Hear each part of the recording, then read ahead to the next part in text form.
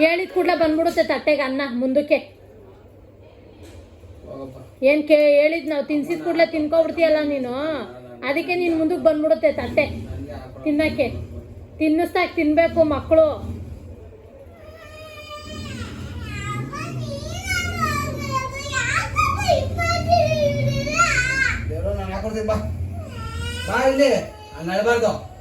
ಅಲ್ಲ ರೀ, ಊಟದ ವಿಷಯದಲ್ಲಿ ನಂಗೆ ಕೋಪ ಬಂದ್ಬಿಡುತ್ತೆ, ಹಂಗೆ ಮಾಡ್ಬಿಡ್ತೀನಿ ಹಿಂಗೆ ಮಾಡ್ಬಿಡ್ತೀನಿ ಅಂತ. ನಾನು ಇವಾಗ ಸ್ಟ್ರಿಕ್ಟ್ ಮಾಡಿದ್ದೀನಿ ತಾನೆ, ಊಟ ಹಾಕೊಡಲ್ಲ ಅಂತ. ಊಟ ಹಾಕೊಡಲ್ಲ ಅಂತ ನಾನು ಹೇಳ್ತಾ ಇರೋದು. ಹಾಕೊಟ್ಟ ತಿಂತಾರಲ್ಲ, ಅಲ್ಲಿ ತನಕ ಸುಮ್ಮನೆ ಇರಮ್ಮ. ಯಾಕೆ ಹಂಗೆ ಅಳಿಸ್ತೀರಾ? ನೀನೇ ತಿಂತೀಯಲ್ವಪ್ಪ? ಅವಾಗೇ ನೋಡಿದ್ರೆ ಹಾಲು ಇಲ್ಲಿ ಚೆಲ್ಲಿರೋದು ಒಂದು ಲೋಟ ಹಾಲನ್ನ. ಹೌದಪ್ಪ, ಆಮೇಲೆ ಏನಕ್ಕಪ್ಪ ಬೇಕು ನಿಮಗೆ? ಅವಾಗೇ ನೋಡಿದ್ರೆ ಹಣ್ಣು ತಿನ್ಬೇಕಾದ್ರೆ ಯಾಕೆ ಭಯ ಭಕ್ತಿ ಇಲ್ವಾ? ಊಟ ಮಾಡ್ಬೇಕಾದ್ರೆ ಏನಾದ್ರು ತಿನ್ಬೇಕಾದ್ರೆ ಮಕ್ಕಳು ನಾನು ತೋರಿಸಿದ್ದೀನಿ, ಮಕ್ಕಳುಗಳು ಊಟ ಇಲ್ಲದೆ ಮಳೇಲಿ ತಟ್ಟೆ ಹಿಡ್ಕೊಂಡು ನಿಂತಿದ್ರು ಊಟಕ್ಕೋಸ್ಕರ. ದೇವ್ರು ನಮ್ಗೆ ಇಷ್ಟು ಕೊಟ್ಟಿದ್ದಾನಲ್ಲ ಊಟ, ನೆಮ್ಮದಿಯಾಗಿ ಊಟ ಮಾಡೋಣ, ದೇವ್ರಿಗೆ ನಮಸ್ಕಾರ ಮಾಡಿಬಿಟ್ಟು ಅದೆಲ್ಲ ಇಲ್ಲವೇ ಇಲ್ಲ. ನಾನು ಇಲ್ಲಿ ಎಷ್ಟು ಟ್ರಿಗರ್ ಆಗ್ಬಿಡ್ತಂದ್ರೆ ಬಾಬಂಗಾರು ಏನೋ ಮಾತಾಡ್ಕೊಂಡು ಏನೋ ಆಟ ಆಡ್ಕೊಂಡು ಅನ್ನದ ಕಡೆ ಗಮನನೇ ಇಲ್ಲ.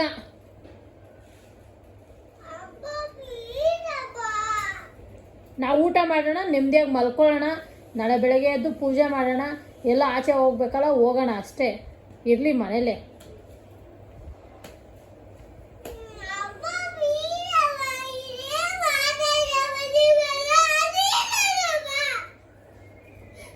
ನಾನೇನು ಮಾಡಿದೆ?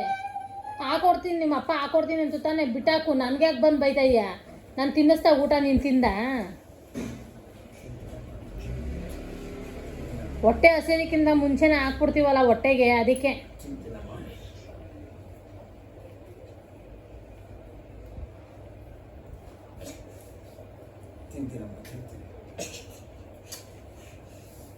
ನೋಡಿದ್ರಾ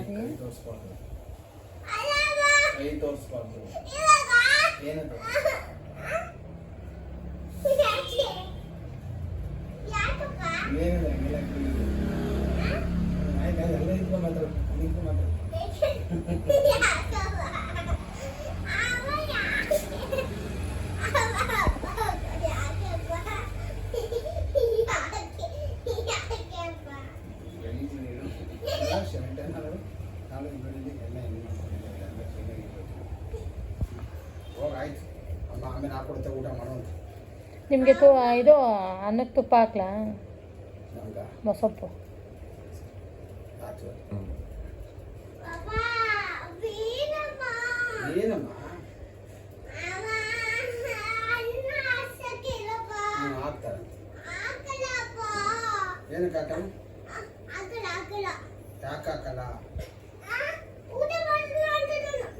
ಮಾಡಲ್ಲ ನೀನು ಊಟ ಮಾಡಲ್ಲ, ಏನಕ್ಕೆ ಅನ್ನ ಹಾಕ್ಬೇಕು?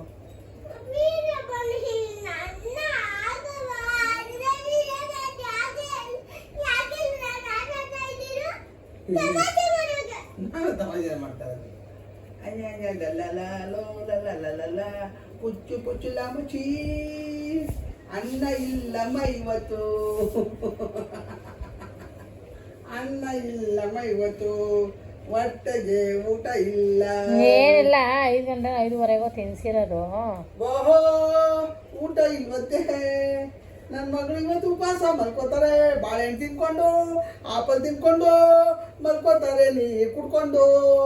ನನ್ನಮ್ಮ ನಾಳೆ ರಾಮನವಮಿಗೆ ಇವತ್ತಿಂದನೇ ಉಪವಾಸ ಶುರು, ನೀನು ಉಪವಾಸ ಶುರು.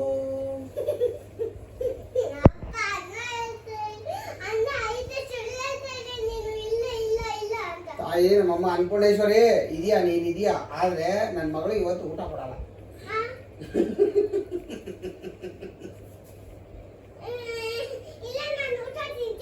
ಯಾವಾಗ? ಇವತ್ತು ನಿಜ ನೋಡ. ಆಯ್ತು, ಎದ್ದು ಬನ್ರಿ, ಊಟ ಹಾಕ್ತೀನಿ. ಇಲ್ಲಪ್ಪ, ಊಟ ಕೊಡುತ್ತಂತೆ ನನಗೆ ಅಮ್ಮ, ಊಟ ಕೊಡುತ್ತೆ. ಎಲ್ಲಿ ಜಾಗ ಹೋಯ್ತೀನಿ.